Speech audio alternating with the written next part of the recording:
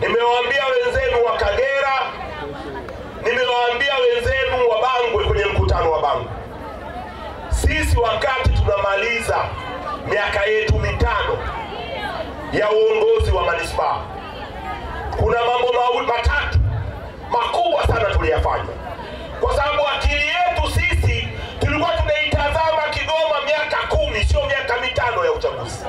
Moja, tulihakikisha tumekamilisha miradi ya Benki ya Dunia ya ujenzi wa mabarabara, masoko na mifereji na fedha kupatikana, tukaacha pale.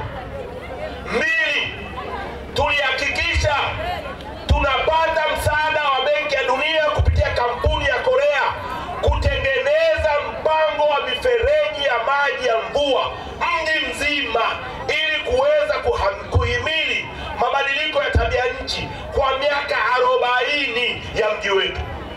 Tumekamilisha na nyaraka ziko manispaa. Tulimaliza mradi wa ujenzi wa mabarabara ya mitaani. Serikali ya Ubelgiji ilikuwa imetupatia msaada wa kujenga kilomita 42 za barabara za mitaani mji mzima wa Kigoma. Yote hayo tuliyafanya.